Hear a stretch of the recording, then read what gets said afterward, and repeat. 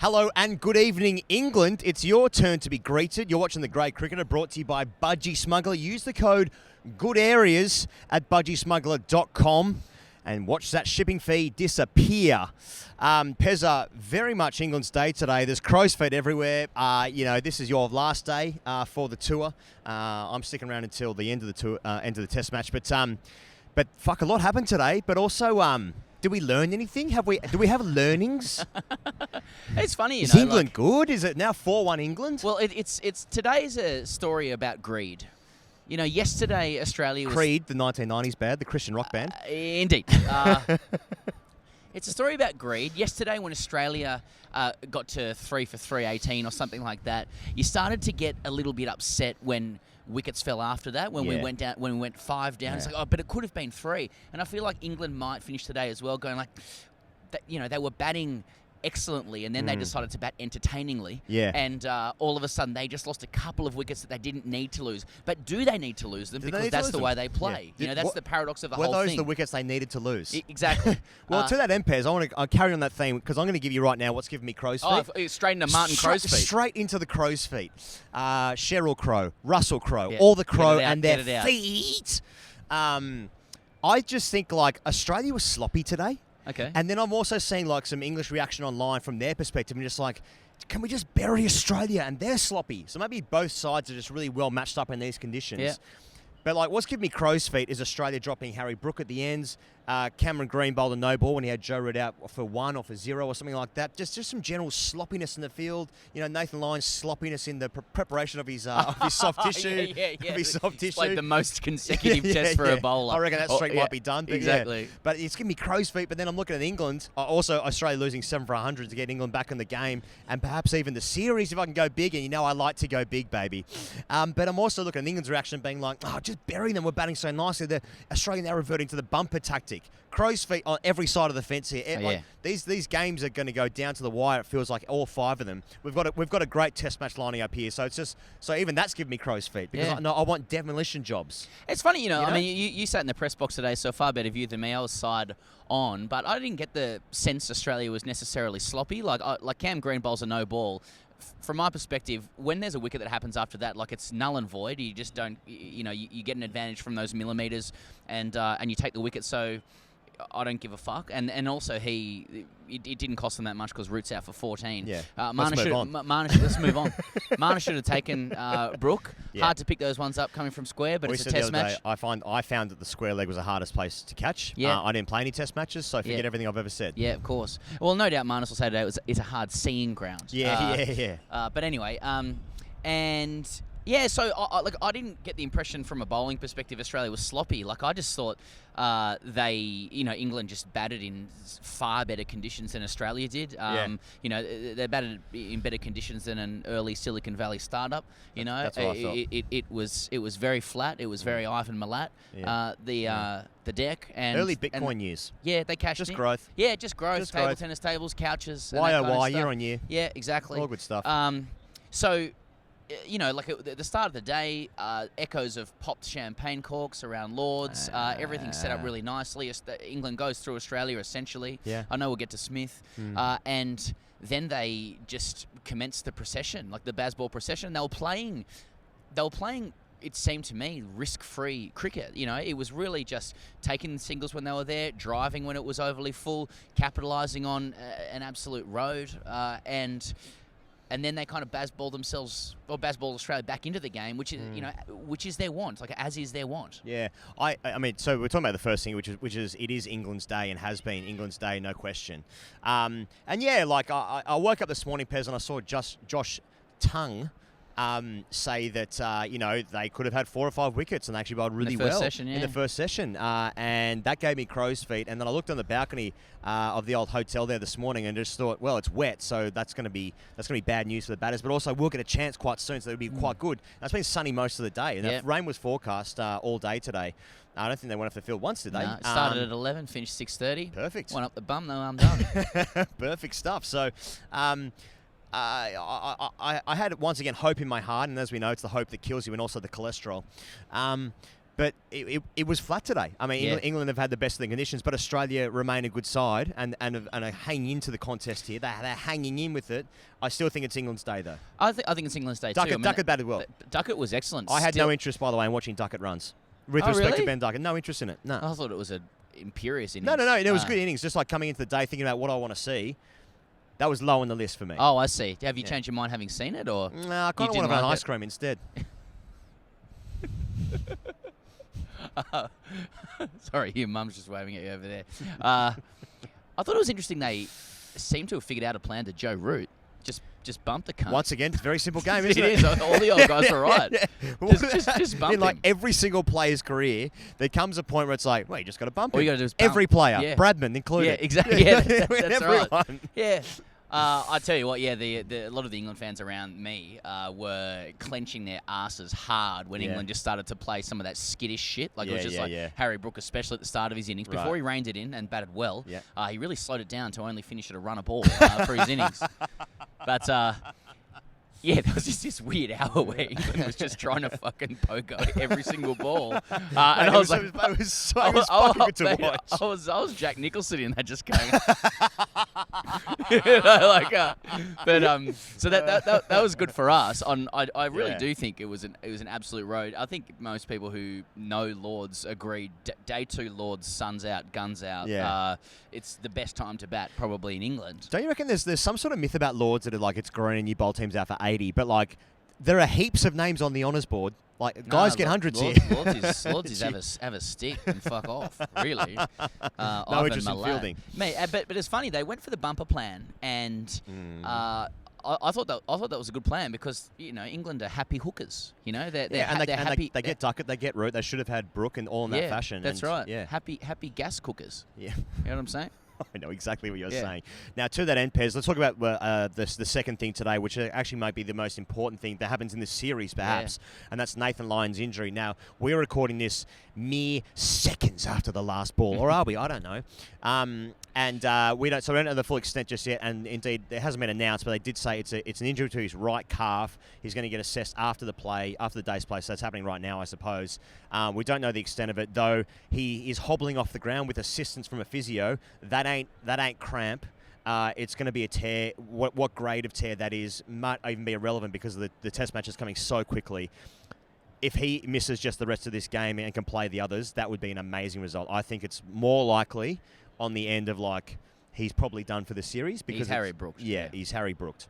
I've done my dummy half a couple of times. Yeah. The old baby cow there. Yeah. And other nicknames for it. Other monikers. Yeah. Not to be confused with a monarchy. But or Monica Sellis. You talking about Monica Sellis or Nathan Lyon's right calf? Nathan Lyon's right calf, which we were just referring to.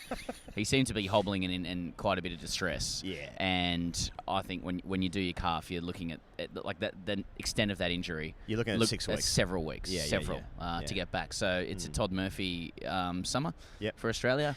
And as far as this test goes, it's a fucking enormous blow for Australia. Loss, it makes an already difficult proposition for Australia this game, sent in on a green top, rain, mizzle, bad light.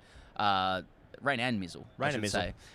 Bad light, on and off, protesters nut. And then England come out and bat in full sunshine, day 2 Lords. To then lose your spinner on top of that, it's going to be some pretty hard yards for Australia coming up. And look, we saw with Travis Head's dismissal yesterday that Joe Root got the ball to turn. It hasn't turned that sharply since then. Like Nathan Lyon did bowl. He got Zach Crawley stumped down the leg side. Nice bit of glove work from Carey there. But Nathan Lyon has been winning games for Australia or contributing significantly. It's a major loss. In the 4th innings, and this pitch may well spin later in the game. The question now becomes, how many can England chase? That was always going to be the case when they chose to bowl first. But it's an enormous loss. Todd Murphy proved himself very, very valuable in India and bowled with excellent control, aggression. It was very, very impressive. He ain't Nathan Lyon just yet, and it's an enormous loss for the series, let alone this game. So I guess we'll see if Travis Head can bowl Australia to victory like he did in Sri Lanka that time, maybe whenever that was. I was going to give you a time frame, but it's significant for the series. We saw Stark on a flatty today. Yeah, going at 7s. Yeah, one for. Oh, okay, yeah, that's it. That's fair. He got ruled out. Yeah, that's true. But what are we making of that? I mean, Hazel went at sevens, and so did Cam Green. Yeah. They made it. They made a calculation that that he was more important than, or no. Well, the Boland wasn't valuable on this wicket. Now, Boland got himself into the side initially because he was going to be very valuable on flat wickets. Now, it was a flat wicket last time, and I wouldn't say they took him down, but he did go at a higher run rate than he ever has in his Test career so far, albeit a short one.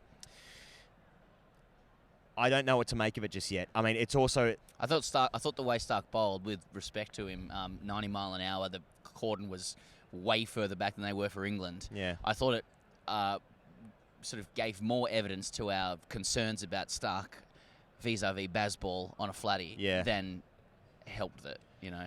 Absolutely. I agree with that. Yeah. I agree with that.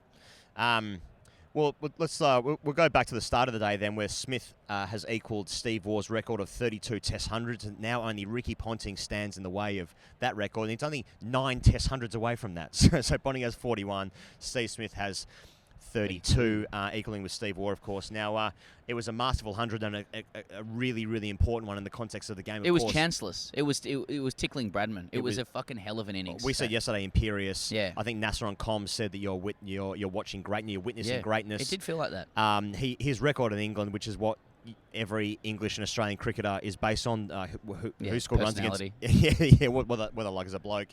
The record is fucking unbelievable, and it's just another probably perfect innings from one of Australia's greatest ever players. Yeah, no, I don't know what else to add. I just stood up and clapped the cunt as he went off the field. Do you know, like... I tell you what, a couple of people around me could have done doing the same, but anyway. No boo, sandpaper stuff. Yeah, fair enough. Just there's been a few moments, a few turning points in this Test match. I feel like it happened already. Travis Head getting stumped in the same over, Cam Green getting out like that, which then precipitates 7 for 100. Yeah, that hurts. In context of the game, hurts. I just thought Head yesterday, gets out that way. That's how he plays. You take good with bad. Sure. Yeah. I just think Green. I think in that moment when that happens, Australia. We said yesterday we just felt like they could bat England out of the series here, But I mean, maybe that's just ridiculous because England also have good players. Australia aren't perfect, though they have good players as well. And this series is going to be toing and throwing a roller coaster throughout. So maybe 400 was an excellent score. 416. Once again, I'm completely full because you've offered me your arm before the start of the day's play on day one. A little nibble? On that green top, and I'll say I'll bite your arm off, and I'll chew the entire thing, eating it like a fucking wild dog. You're putting in a stew, like a dingo up in Northern Territory, just getting himself a little bit of feed there. Yeah. That was me, but the 416, I'm not sure if it's going to be competitive enough. Given how flat it is now. Yeah, that's right. I mean, it'd be interesting to see what happens tomorrow in terms of weather and also just the cricket, the nature of the pitch, and also the game of cricket itself and the laws and whatnot. Who can man-cat who? Yeah, that's right. The skills on display and the matchup between those skills. I just feel like it's just Australia there, just a little, there's not quite perfect, and like to win in England in Test matches away from home, generally speaking, you've got to be fucking perfect. And England had a great day today, and they're allowed to do that as well. Hashtag AskTGC, brought to you by Budgie Smuggler, of course, our dearest friends at budgiesmuggler.com.au. Use the code goodareas, as I mentioned before, and will do forevermore. It follows on from what you're just talking about. This is from Angus Young. Just a comment today. I don't like this. Fourth ball and England aren't all out for 25. This Aussie team sucks. Either that or I'm impatient. Well, to your point you made earlier, Pez, when England just started to tee off fucking everything. Now, that was exciting. I was into that.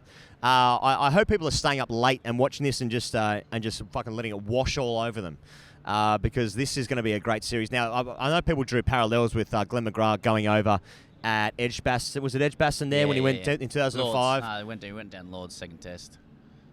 McGrath? No, because he got 500 wickets. He got like 8 for. You're right. You're right. No, Lord's was the first test. Yeah, it was the first test in that right. series. Yeah, you're right. I think it was Edgbaston. Anyway, I don't think Lions coming back anyway. But there are many parallels if you want to draw with 2005, and of course we all do, except for Australians, because that series didn't happen. We actually avoided that series. Yeah, indeed. Just a couple other comments here. Ben Stokes batting sensibly given the situation is giving me crow's feet. Yeah, that was from Will. Yeah, I didn't like that at all. Kai says Australia not understanding that the crease hasn't moved since the beginning of the 18th century equals major crow's feet. Nice. No balls deluxe. Okay. Yeah. Yeah, something else about the pitch spinning. Callum Burgess says, Crow's nest. Travis Bedhead's hair when it was revealed from underneath his hat when he came on to bowl. Worst lid in the comp. I got to say, Travis Head's physical appearance seems to be really stirring people up, and I'm not really sure why. Yeah. He just looks like an Australian man. Yeah. Which is weird because he is. Doge says, Australia will win again. England is unprofessional, lack discipline and killer instinct like Australians. So both sides are Yeah, fallible. I felt like both sides are fallible. It's a backhanded compliment in a way. Once again, India win the Ashes. Well, that's us for the end of day 2 here outside the Lord's grounds here. Pez, you've had a great trip. You're heading home tomorrow morning. I am. It's been a great trip. I don't really know what else to say other than it's something I'm really grateful to be able to do, and looking forward to doing this at the extreme early hours of the morning in Australia, deluxe with bleary eyes on a remote connection.